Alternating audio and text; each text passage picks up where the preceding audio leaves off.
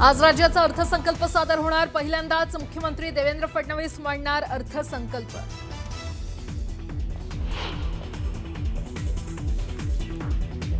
जिष्णू देव वर्मा महाराष्ट्राचे नवे राज्यपाल। राष्ट्रपती द्रौपदी मुर्मूंनी केली नव्या राज्यपालांची नियुक्ती।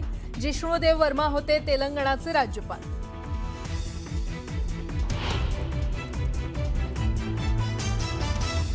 जमिनीवरून युद्ध लढण्यास आम्ही तयार। इराणच्या परराष्ट्र मंत्र्यांचं अमेरिकेला खुलं आव्हान।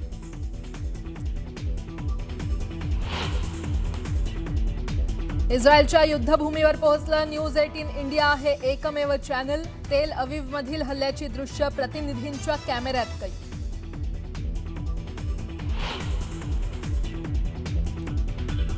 इराण युद्धाचा भारतावर फारसा परिणाम होणार नाही। देशात 75 दिवसांचा तेल आणि वायूचा साठा शिल्लक।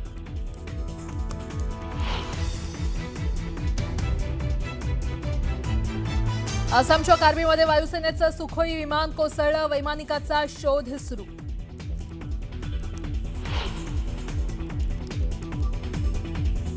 अजित पवारांच्या विमान अपघाताचा सीआयडीकडून तपास। व्हीएसआर व्हेंचर्सचा मालक व्हीके सिंगची सीआयडीकडून तब्बल 8 तास चौकशी।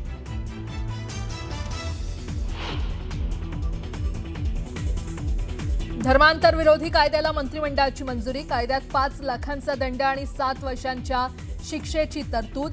याच अधिवेशनात कायदा पारित होणार। नितेश राणेंची माहिती।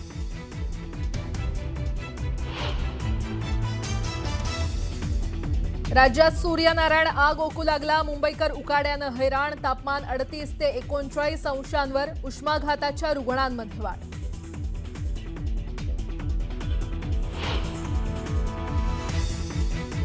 आज तिथीनुसार छत्रपती शिवाजी महाराजांची जयंती। राज्यात ठिकठिकाणी विविध कार्यक्रमांचं आयोजन।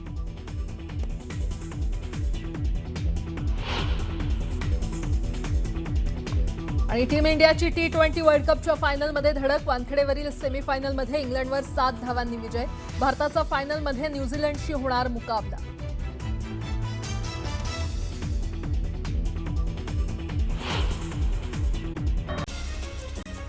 राज्यात ॲलोपॅथी आणि आयुष असे 4,18,000 नोंदणीकृत डॉक्टर असून सध्या 343 नागरिकांमध्ये एक डॉक्टर उपलब्ध असल्याचं राज्याच्या आर्थिक पाहणी अहवालातून स्पष्ट झालंय।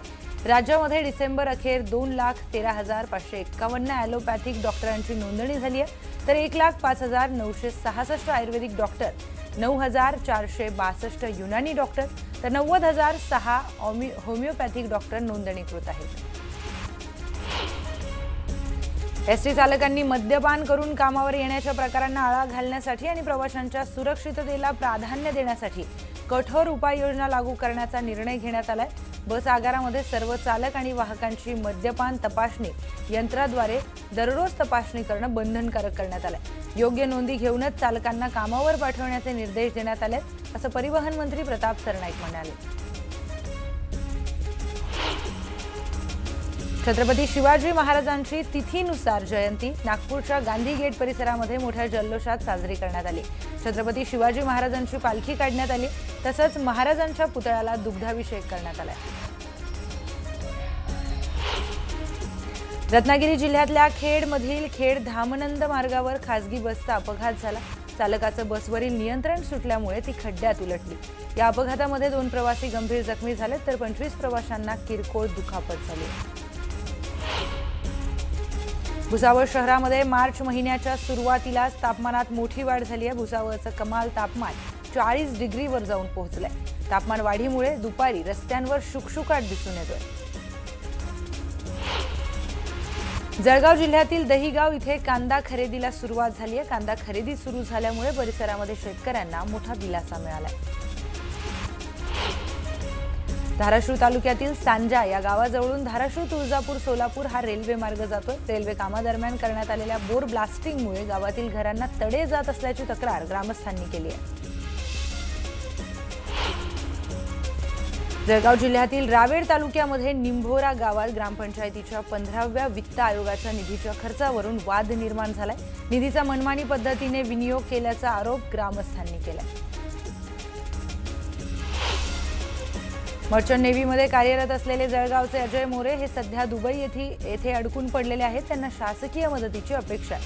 त्यांनी प्रसिद्ध केलेल्या व्हिडिओमध्ये आपण ज्या ठिकाणी थांबलो आहोत त्या परिसरामध्ये ड्रोन हल्ल्यांमुळे नुकसान झाल्याचं सांगितलंय. धाराशिव भूम तालुक्यातील वारवडगाव शिवारामध्ये बिबट्याचा वावर वाढला असून बिबट्याचा वावर पुन्हा सीसीटीव्ही कॅमेऱ्यामध्ये कैद झाल्यामुळे ग्रामस्थांमध्ये भीतीचं वातावरण निर्माण झालंय. 2 दिवसांपूर्वी गायीवर हल्ला करून तिला ठार करणाऱ्या बिबट्याने बुधवारी रात्री पुन्हा एकदा श्वानावर हल्ला केल्याची घटना समोर आली आहे. त्यामुळे शेतकरी आणि ग्रामस्थांमध्ये दहशत पसरली. जळगाव जिल्ह्यातील रावेर तालुक्यातील खानापूर इथे ट्रक चालकाकडून लाच घेताना आरटीओ कर्मचाऱ्याला पकडण्यात आलं. आमदार जावळे यांनी आरटीओ नाक्यावर ट्रक चालकांकडून लाच घेत असताना आमदार अमोल जावळे यांनी तेथील कर्मचाऱ्यांना रंगेहात पकडल्याची खळबळजनक घटना काल रात्री उशिरा घडली. मुंबई विजयदुर्ग दरम्यान सुरू झालेल्या M2M रो बोटीला मालवाहतूक करणाऱ्या छोट्या टग बोटीने धडक दिली आहे. या जलवाहतुकीला कोकणवासियांचा उत्स्फूर्त प्रतिसाद मिळत असतानाच घडलेल्या या घटनेमुळे ही सेवा विस्कळीत झाली आहे. या अपघातामुळे 20 प्रवासी आणि 7 वाहनांच्या बुकिंगचे पैसे परत करण्यात आले. कराडला डोंगरी विकास आराखडा योजनेतील कामात भ्रष्टाचार झाल्याचा आरोप करण्यात आलाय. दोषी ठेकेदारांना काळ्या यादीत टाकावं यासाठी ओगलेवाडी येथील महावितरणाच्या मुख्य कार्यालयाबाहेर बापूराव भिसे आमरण उपोषणाला बसलेत. ठेकेदारांवरील चौकशी समितीचा अहवाल मिळावा अशी ही मागणी केली आहे. मुंबईतील रस्त्यांवरील खड्ड्यांचा प्रश्न अद्यापही गंभीर असल्याचं समोर आलंय. गेल्या वर्षभरामध्ये मुंबईत खड्ड्यांबाबत मोठ्या प्रमाणामध्ये तक्रारी नोंदवण्यात आल्यात. वर्षभरात 21,000पेक्षा अधिक तक्रारी या नोंदवण्यात आल्यात. मुंबई महापालिकेच्या प्रभाग समिती निवडणुकीचा आजचा दुसरा दिवस आहे. एकूण 6 प्रभाग समितीच्या अध्यक्षपदासाठी आज निवडणूक होणार आहे. 6 पैकी 5 ठिकाणी उमेदवारी न आल्यामुळे अध्यक्ष बिनविरोध निवडले गेलेत. मुंबईकर उकाड्याने हैराण झालेले आहेत. तापमान 38 ते 39 अंशांच्या वर जाऊन पोहोचले. तापमानवाढीमुळे थकवा, डोकेदुखी, चक्कर यांसारख्या तक्रारींसाठी डॉक्टरांकडे रुग्णांची गर्दी होतीये. अंबरनाथ तालुक्यातील चामटोली या ग्रामपंचायत कार्यालयामध्ये घुसून कागदपत्रांची चोरी करण्याचा प्रयत्न 2 अज्ञातांकडून फसलाय. स्थानिक गावकऱ्यांच्या सतर्कतेमुळे हा डाव फसला असून 2 चोरट्यांना पोलिसांना स्वाधीन करण्यामध्ये आलंय. भिवंडीमध्ये अनेक भागात पाणी वितरण अनियमित होत असल्याच्या तक्रारी वाढल्या असताना शहरामध्ये पाणी चोरी मोठ्या प्रमाणावर सुरू आहे. पालिकेच्या पथकाने पाणी चोरी करून विक्री करणाऱ्यांवर कारवाई केली. नागपूर आणि विदर्भातून उमराह आणि पर्यटनासाठी गेलेले अनेक नागरिक सध्या दुबई आणि सौदी अरेबियामध्ये अडकून पडलेत. व्हिडिओद्वारे महाराष्ट्र अल्पसंख्याक आयोगाकडे या नागरिकांनी मदतीची मागणी केली आहे. विदर्भातून जवळपास 5,000 नागरिक उमराहसाठी गेले आहेत. गोंदिया जिल्ह्यातील गोरठा गावामध्ये छापा टाकत पोलिसांनी 35,000चा देशी दारू साठा जप्त करत एकाला ताब्यात घेतलाय. त्याचबरोबर माल्ही मार्गावर सापळा रचत दारू वाहतूक करणाऱ्या आरोपीला दुचाकीसह पकडण्यात आलाय. दोन्ही कारवाईमध्ये मोठा मुद्देमाल जप्त करण्यात आला असून गुन्हे दाखल करण्यात आले.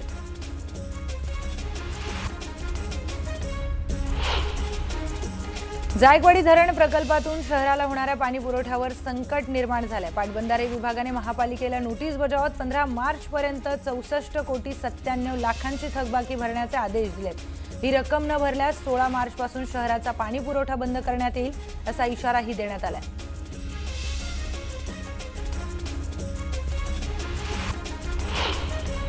राज्यात वाढत्या उष्णतेमुळे लिंबाच्या दरात मोठी वाढ झाली आहे. बाजारपेठेत लिंबू पाण्याची मागणी वाढल्यामुळे लिंबाचे भाव गगनाला भिडले. सध्या किरकोळ बाजारामध्ये एका लिंबाची किंमत तब्बल 15 रुपयांपर्यंत पोहोचली असून किलोला सुमारे 340 रुपये दर मिळतो. गोंदिया जिल्ह्यामध्ये अवैध रेती वाहतुकीवर पोलिसांनी कारवाई केली आहे. घाटटे मणी परिसरामध्ये नदीपात्रातून रेतीची चोरी सुरू होती. या कारवाईमध्ये 9,05,000चा मुद्देमाल जप्त करण्यात आला.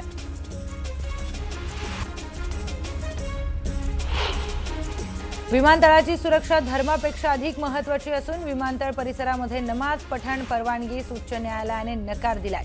रमजान महिन्यामध्ये टॅक्सी आणि ऑटो रिक्षा चालकांना नमाज पठण करण्यासाठी विमानतळ परिसरामध्ये शेडची परवानगी द्यावी यासाठी उच्च न्यायालयामध्ये याचिका दाखल करण्यात आलेली होती.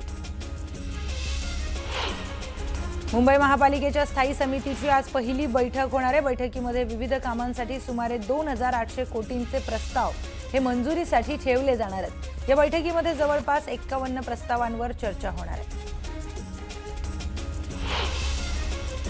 उपनगरी रेल्वेच्या तिन्ही मार्गांवर एसी लोकलमधून विना तिकीट प्रवास करणाऱ्या प्रवाशांचा टक्का वाढलाय.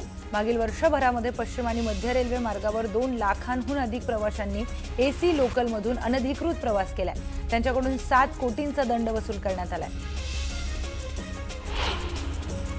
छत्रपती संभाजीनगर ग्रामीण पोलिसांनी घरफोडी प्रकरणामध्ये मोठी कारवाई केली आहे. भर दिवसा कुलूप बंद घरे फोडणाऱ्या अज्जा महादू भोसले या सराईत चोराला पोलिसांनी अटक केली आहे. विरगाव आणि शिल्लेगाव परिसरामध्ये 2 घरफोड्या या अटकेमुळे उघडकीस आल्या.